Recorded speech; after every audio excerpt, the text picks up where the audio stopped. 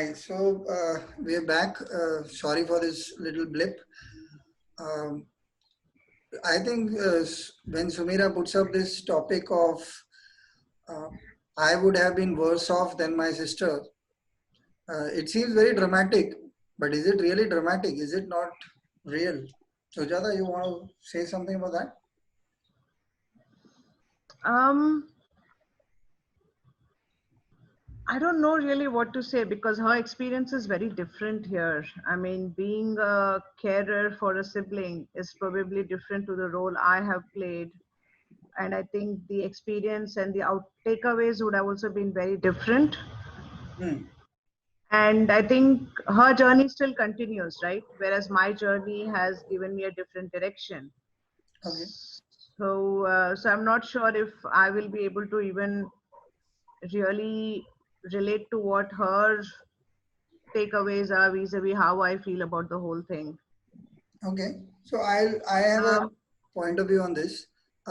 My provocation, as I would want to see it, is uh, we are supposed to be in control because we are supposed to be the sensible ones, we are supposed to be the healthy ones, we are supposed to be the ones Exactly. who seem to have the wisdom, the wherewithal, the finance. uh, and the funny part I have realized in my journey of taking care of my dad, or there are people who love to dramatize. They would tell you, my dad had Alzheimer's, so they love to dramatize that you are so kind and you're so sorted. And I think I would go back to what Sujata said. Half the time you are busy trying to think, okay, what will solve the thing today? So sometimes to solve my dad's mood, I used to just have a cup of chai. But sometimes the chai didn't work. So on the spur of the moment, what wisdom can you have? So you try and see, do you say something? You try to say the right word. Uh, like even Sumira said, okay, you know the look, you know the look of the patient. Okay, this is where it is going. So yeah, in my case, sometimes he recognized me, sometimes he didn't.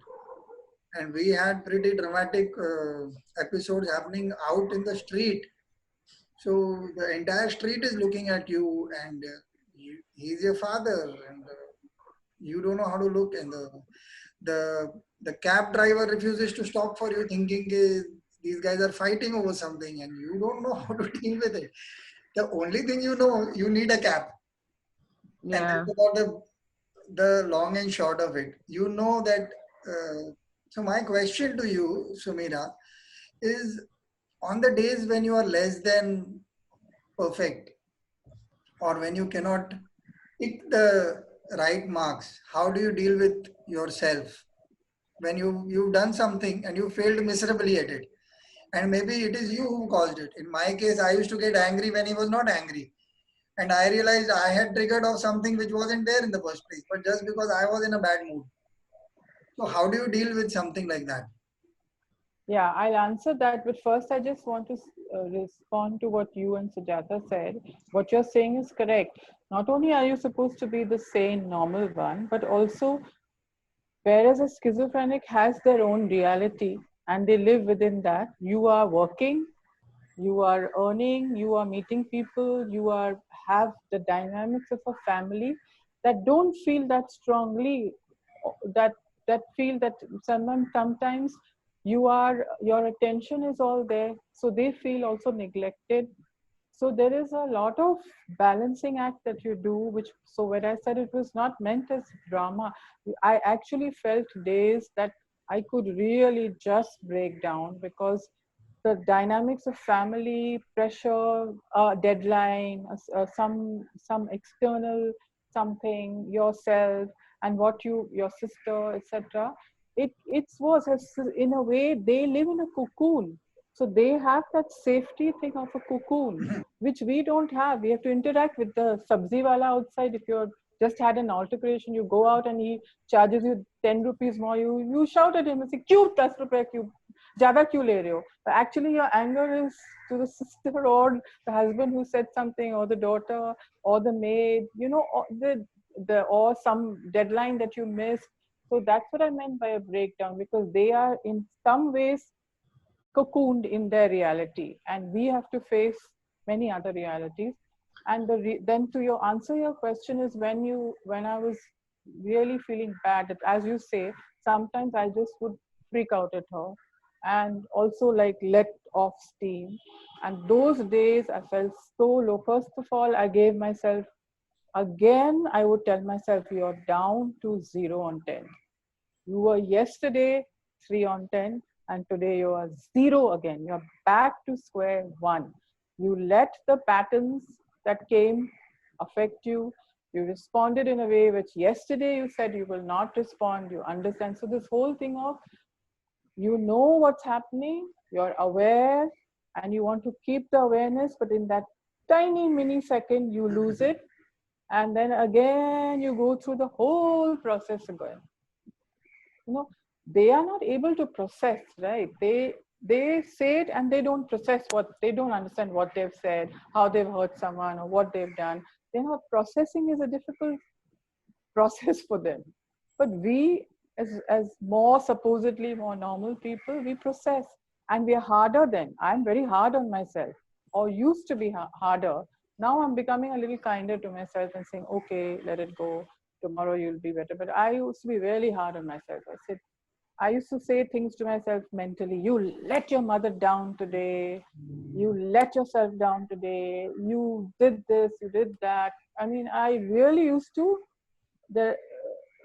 screw with my head on these things. It's not an easy process. So that's what keeps you, all this thinking in your head keeps you on points where you're ready to burst. You know, where you're just ready to, and I've let off steam not only on her, on family and everybody. It's not like I'm some sitting angel here who's gone through just because I'm sitting calmly here. Not at all. Is And it sounds dramatic when you say it, but it's more dramatic when it's happening. If somebody were to shoot it, I was just telling someone I want to, for closure for myself, I want to shoot a film about schizophrenia with my sister. And then when I was going through what would I shoot, and I was saying, shit, people will think that it's reconstructed, or because it's so much drama, there's so much tension that you can't believe that in somebody's life there can be so much, you know. Yeah. So when you distance yourself and you have to zoom out. Basically, I've realized you have to have a drone up somewhere, and you have to keep zooming out to see the bigger picture. If you don't zoom out, you get more and more and more and more and more, and then you reach a point where you are at her same level. Even though she has chemical imbalance, you and she are the same, because you're shouting at each other the same way, you're screaming at each other the same way. And so you really have to zoom out, because there is no other way to keep your sanity, basically. Yeah. So I have, Sujata, I have a question for you here. Is it, while the zooming out is a very nice thing, but I thought she added one nice last thing where she said, we are the same. Do you think this human connect with the patient where you realize you are the same? It's just that she's crossed one line, you are on this side of the line. So do you think that would help, or do you have any experience where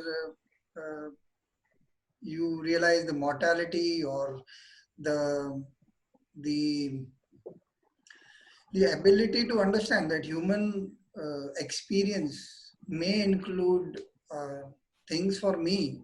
I think there is this sense of power as a carer that you have. I don't have it. Right or wrong, I don't know. I'm saying it's not always powerful. It's just that you are in control. So at some point, if when that bubble bursts, even for a little while, uh, do you realize the fragility might have some answers, some solution, like she called the lockdown? Do you, Sujata? I think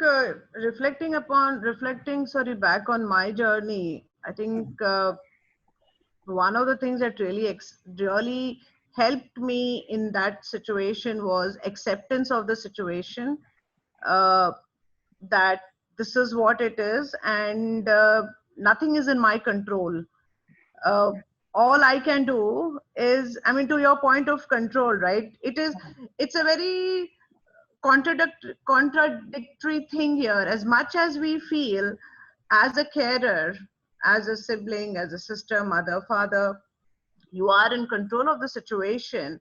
I personally think you aren't really in control. And when you let go of that control and accept whatever it is, that is where I think you tend to perform better or deliver better. And for me, the two things that helped was acceptance of the situation unconditionally, and telling myself at the end of the day, okay, I've done my best, and I have to be kind to myself. I need to fill it at the end of a long tiring day, because you know what, come morning and I have to draw again from the same well. So unless I'm not refilling it, come what may, next day morning I'm not going to get it from anywhere else. Because like you mentioned, right? I mean, you have your family, your husband, your child, extended family members around, helping you or supporting you in whatever way they can. But I think it's your own journey here. It's just your own journey uh, as a carer, and despite the other things around, uh, it's not like now that you're a carer, you stop being a wife, a mother, you stop having a career. Nothing of those kinds really happens. It's just another thing. You're still juggling calls, you're still looking after your other child, you're still taking care of other things. Bills have to be paid, there are deadlines to be met at work. So for me, in a way, I actually found that life outside of the hospital to be distracting, because that is what also helped me have this parallel existence, if I may say that.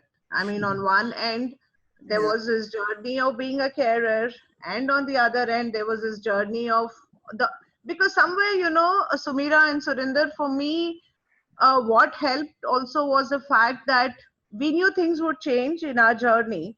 And when things would change, I will have to look back to connect the dots forward. Oh, yeah. You get my point. So somewhere for me, I knew when things will change, and I knew they would change sooner than later. uh, and then I was in under no, um, I'm trying to find the right word. I was under no presumption that life will change entirely or differently. Yes, it would change a lot, but what needs to be done still needs to be done, so you might as well continue doing that. Not sure if I make sense here. Yeah. So now I have a very interesting question from what she said, connecting to what you said also. You said you started being kind to yourself now or in some time earlier, Sumira. Yeah. Yeah. So I want to ask you, she said acceptance.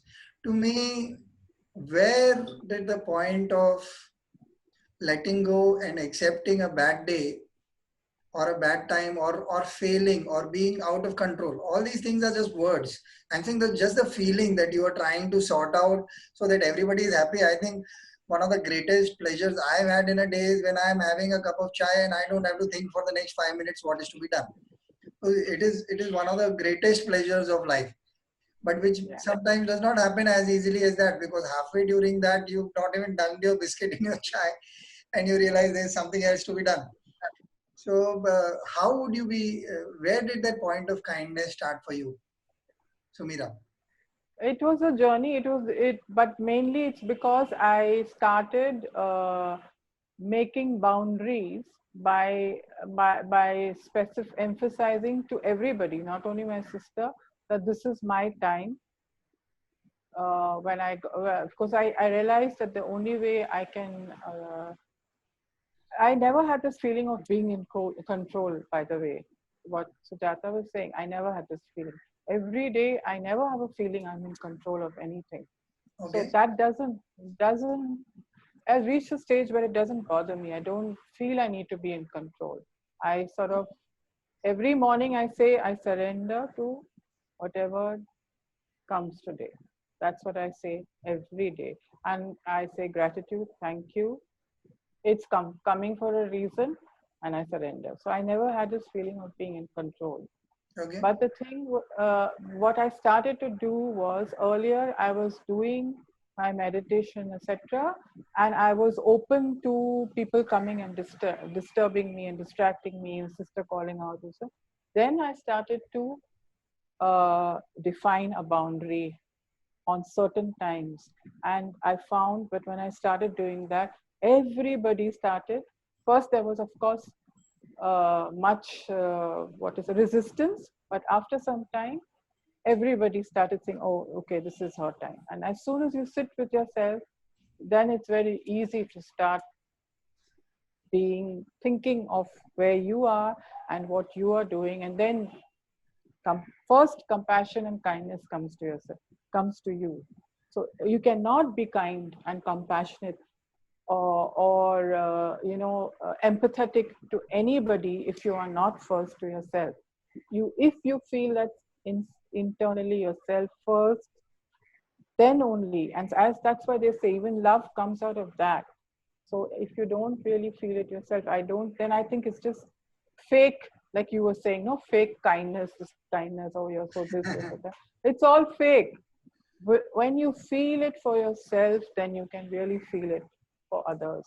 And that journey started happening. I very clearly remember it's when I started doing these boundaries. And these boundaries, by the way, I've started only in lockdown. Oh man.